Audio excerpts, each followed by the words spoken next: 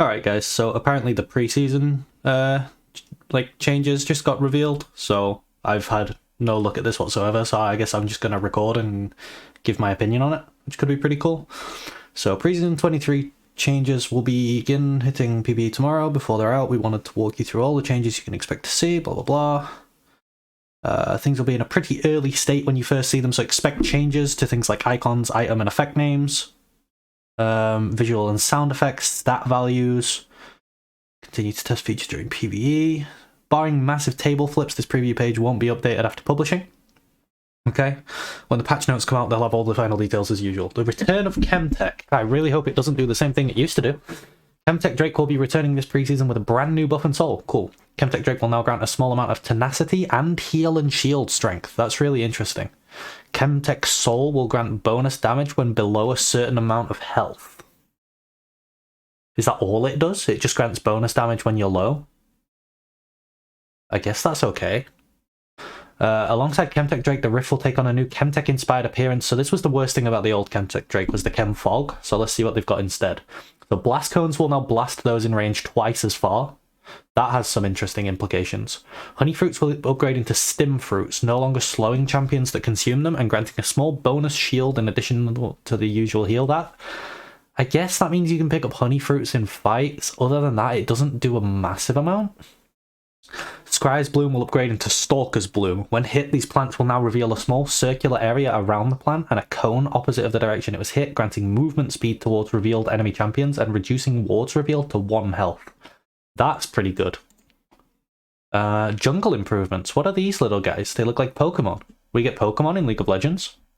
Avatar Smites and Jungle Pets. The jungle is a dangerous place and it's dangerous to go alone, so take one of these jungle pets by purchasing them in the in-game shop as an egg. These pets will acquire treats through monster kills and slowly over time as the game progresses, which will help them evolve. Once evolved, pets will give their owners avatar buffs, which empower them with different abilities.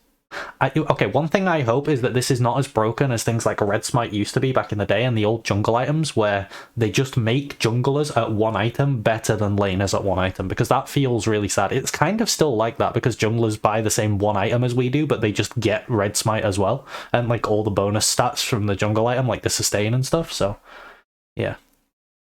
Maybe this replaces Red and Blue Smite? I don't know if it does. Noxian Embercat. This will be the pet of choice for junglers looking to play more aggressively. It will provide slows and bonus damage, so it's like red buff. Ixtali Ixamander. I'm guessing that's the green one. So it's like a salamander. This jungle pet is perfect for junglers looking to frontline and tank for their teams. It will provide a shield based on your health that provides bonus slow resist and tenacity when broken. Okay. Ionian Cloud Leaper. This jungle pet would be great for junglers looking to rotate and move around the map more quickly. It will provide bonus move speed. So I like this. I like that there's more choice in jungle. I mean, obviously we don't know like how broken they are, but if they're tuned well, I really liked. You remember back when there was 4 smite items? There was Skirmisher's Saber, Trailblazers, Ranger's Trailblazer, whatever the other 2 were called. The Blue Smite, the one that was Blue Smite. I can't remember what that was called. And then there was another one, but you had choice in what you were doing, and then there was the old jungle items as well, and there's all the different ways you could like combine them. So I think more choice for like junglers is good. I like that. Leashing range indicators. In an effort to make the jungle more welcoming to players unfamiliar with the role, we'll be adding visual leashing indicators. Okay, so that's good for like when you're doing like Fiddlesticks clears. This helps people learn Fiddlesticks and champions like that want to kill 2 camps at once. Recommended jungle paths. Another addition will have to make the jungle more accessible are recommended jungle paths for every champion. I mean, that's good for low elo. It does absolutely nothing in high elo because you should be doing a different path every game based on what lane matchups you've got and the dynamics of your lanes. Communication tools. Updated ping wheel. League is a team game at its core. In order to better facilitate communication between teammates, we're doubling the number of pings available. So what are the pings? We have retreat, on my way, assist me, enemy missing. And then we have push, all in, hold, and bait. I guess push and hold are for wave control. That's kind of cool. So like AD carries can now tell their support just with a ping to stop griefing them by pushing the wave. So that's really nice. Bait ping. That's interesting. I'm glad we still have the question mark ping. That's really big for BMing people. We need the question mark ping. New vision pings. We're also adding an entirely new ping wheel that focuses primarily on vision. Interesting. So I have the vision ping bound to like a separate button right now. I think a lot of people do. So I'd imagine you just use that button. So from left to right, you have vision cleared, enemy vision, need vision. That's good. I like that one. So yeah, I mean, all the ping stuff can only be good. Like there is no downside to that. So it's really good from Riot. Getting your team on board with taking an objective can be difficult, and having everyone ping on my way if they can contest or retreat if they can't can get very confusing. We're introducing a new voting system. Okay, so you can vote whether to take or give Infernal Drake. I mean, all this stuff is really, really good for solo queue, actually. Like, in competitive, it doesn't matter because you have voice comms, but for solo queue, this is very, very good. I'm very pleased with this. Off-screen pings. The last communication change we have for you is a small quality of life update, which will notify which direction an off-screen ping came from. I mean, that's cool too. Yeah, all the ping stuff is really cool. Really happy with that. Vision system updates. Allied ward tracking. While there are currently ways to see how many wards you have out, there isn't a quick way to check which wards are closest to expiring other than manually looking at every ward placed. We're introducing new ward visuals on the minimap that will indicate when wards are close to expiring. Yeah, that sounds cool. Enemy ward timers. It can be hard to keep track of every single ward that gets placed on the map, and even harder to successfully communicate that information to your teammates. Now, if you ping an enemy ward that you saw them place within the last 10 seconds, a perfectly accurate ward timer will appear until the ward is removed or expires. Okay, so you need to be pinging wards now. But I mean, that's kind of good for solo queue again. Like in competitive, teams are already tracking this, but in solo queue, it's good. Loadout and ability recommendations, recommended rune pages and summoner spells. It's kind of like the recommended jungle path, recommended abilities as well. These are all for low elo. I mean, it's fine. It's good for low elo. It helps people learn the game. It helps new players get into the game. So this is all good. Top lane changes. Now, this is what I'm interested in as a top lane player. We'll also be making some adjustments to help top laners scale faster and hit those key item and level breakpoints faster relative to mid and bot. Thank you. That makes so much more sense, because the problem with top lane is it is kind of just an inferior mid lane. It's just mid lane with less options. So solo lane experience. Solo lanes will now receive 95% XP modifier. Yeah, it was 93 before. Okay. Duo lanes will now receive a 22% bonus XP modifier, previously 24%. I think this is a Neela buff. So Neela gets a lot more value because she's like not... Yeah, she's still accelerating the XP. Mid lane gold changes. All minions spawned in the mid wave will now be worth 1 less gold before 14 minutes. That's interesting. I don't know whether you needed to nerf mid. I think you just needed to buff top. But I mean, it's fine. I think if top lane minions gave 1 more gold, that would be fine, because I don't think you're ever going to play lane swap meta because dragons are too important. So yeah. New and updated items. We're introducing 12 newer updated items. Oh my god, this is hype. Please note that stats, effects, and even names are subject to change. Okay. Ikathia's Endurance, Mythic. So this is a tank Mythic. 400 health, 30 armor, 30 magic resist, 20 haste. Good stats. We don't know how much it costs. For each second in champion combat, gain a stat granting 3 armor and magic resist, so it's like Force of Nature. At max stack, become empowered, instantly draining enemies around you for 4% of your maximum health each second. That's... Is this not just a better Sunfire cape? And doubling your resist from stacks? Grant all other legendary items 5 armor and magic resist? This item sounds insane on tanks. Is this not just better than all the other tank items right now? 4% of your maximum health? Oh, it's not a dot, it's a one-time effect of 4% of your max health. Okay, so this is the mythic that you buy if you want to be as tanky as possible. Because the problem with Sunfire Cape right now is that, like, it is the way to get tankiest. I guess maybe Frostfire is, but they're both not really... Their niche isn't being tanky. Like, Frostfire is slowing people, Sunfire is dealing damage. So this is good. This is a pure tank mythic. I really like that, because that's missing from the game right now. Radiant Virtue. Mythic item. 400 health, 30 armor, 30 magic resist, 20 haste. So, same stats as this? Yeah. Guiding Light. Upon casting your ultimate, you transcend, so it's kind of like a Zeke's thing maybe, increasing your max health by 10% for 9 seconds. While transcended, you and allies within 1200 range of you gain 25 non-ultimate ability haste. You and allies will also heal for 1.5% of your maximum health every 3 seconds, increased by up to 100% based on that champion's missing health. Healing is doubled on yourself.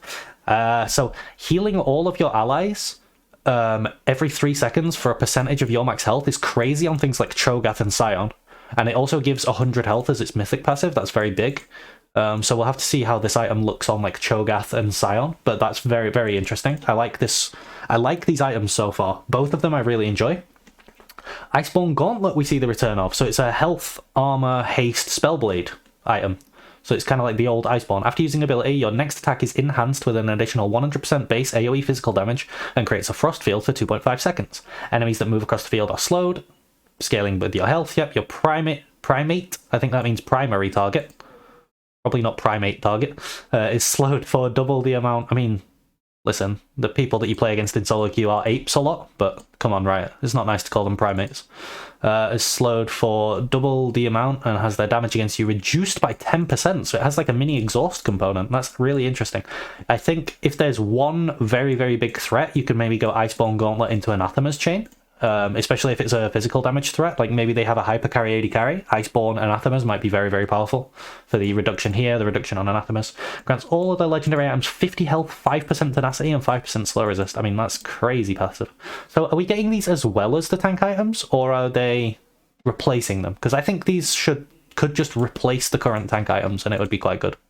Another mythic item for tanks again. Yeah, I think these four could just replace the current tank mythics, because I don't really like them.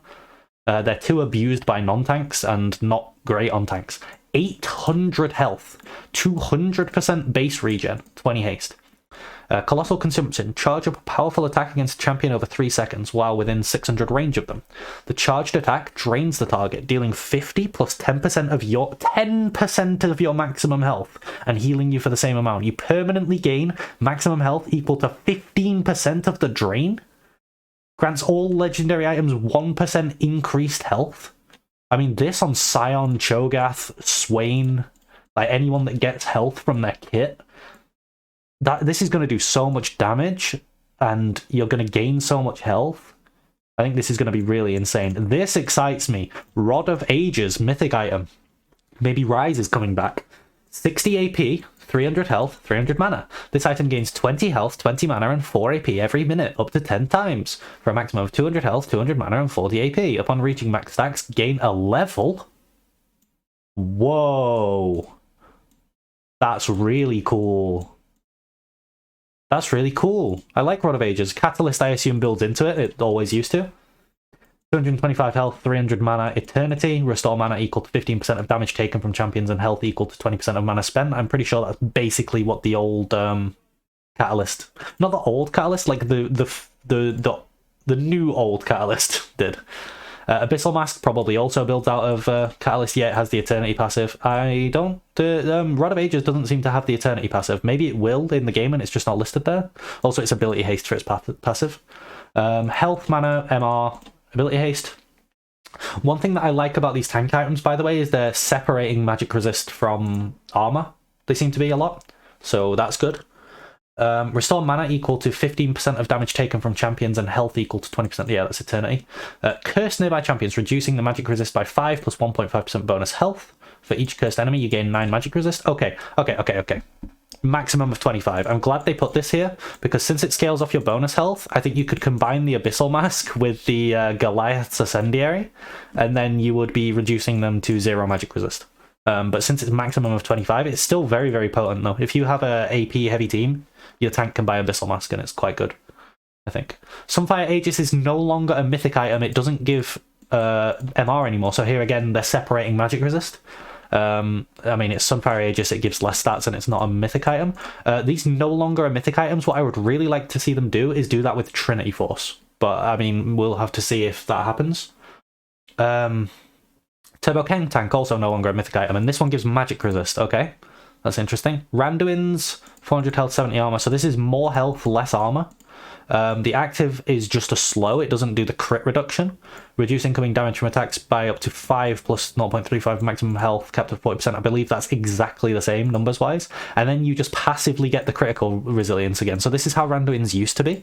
Now you have to hit the active on them to make them deal less crit damage. So the old Randuins, I like the old Randuins. I think this is good. Spear of Shojin. 65 AD, 300 health, 20 haste. Spear is back. Your non-ultimate spells gain 6 plus 10% of bonus AD for melee champions, 4 plus 6% bonus AD for ranged champions. Ability haste. It gives you ability haste, but not on your ultimate. Reduced to haste for immobilizing spells. Okay, so that's to try and stop you from cheesing it and perma-CCing people. Interestingly, Spear was something that Riven could buy. and Jax, but both of their spells are like the E that he would use it for on Jax, and the W and the Q for Riven are immobilizing spells. So maybe they end like Renekton with W as well. So I don't know. Exigency. Gain up to 15% or 10% for ranged, increased movement speed based on your missing health. So it's a very, very different Spear of Shojin. It'll be interesting to see how this goes. Ravenous Hydra rework. This is an item that I have been... I really, really hope they give it the active back. This is something that I've been hating about Hydra. The fact that... So why I wanted Trinity to not be a mythic is so that you could go Gore Drinker Trinity, because I play a lot of Bruisers, and I think the glory days of Bruisers, just for how they felt, was where you could go Ravenous Hydra and Trinity Force and have the whip active, you have the Sheen proc and everything. So let's see what they did. So 65 AD, so it's lost some AD. 20 haste and 9% Omnivamp, so its stats are lower.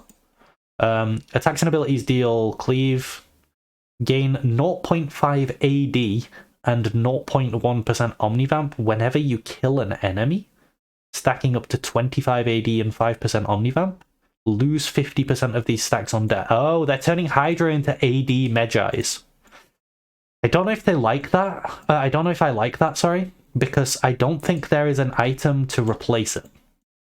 So, like, it's good for snowballing, but if you don't want to snowball, if you want to play, like, a very consistent side lane Fiora, I don't think there's an alternative to Ravenous Hydra. I would have preferred if they just gave it the active back. And also, I mean, that concludes the 2023 preview, so this is the last thing. But cleave does not trigger on structures, can only hit one target. So it's basically all the same, but it's got this stacking thing. So yeah, the Trinity Force thing isn't in there, so Bruisers, they're not... The problem I have with Bruisers is that there's no differentiation between the heavy AD Bruisers and the Bruisers that want to stack health. They kind of just all stack health and become really beefy. I want that heavy AD Bruiser playstyle back, where you have, like... So I used to get Ravenous Hydra, which had, like, no health or anything, just pure damage, into Trinity Force, which had a tiny, tiny bit of health, but mainly pure damage, and then Death Stance, which gave no health, a little bit of resists in the passive. Whereas now it's like there's Gore Drinker, Trinity has way more health than it used to, you've got Sunderer making people really beefy. Everything you have makes you beefy as a Bruiser. So yeah, that playstyle's kind of gone. But I mean, overall, I don't like the Hydra changes that much. I wish they'd done something different with it. I wish they'd made Trinity not a mythic as well. Spear of Shojin, we'll have to see how it goes. But I think all the tank item changes are really, really good. So overall, I mean, this preseason looks very promising. I think this is the preseason that I'm most excited for because it's the least game warping and it's just overall good changes. So I think this is really good. So yeah, thanks for watching. I hope you enjoyed my reaction to this, being that it was literally my live reaction. And I'll see you for the stream later if you join. Bye-bye.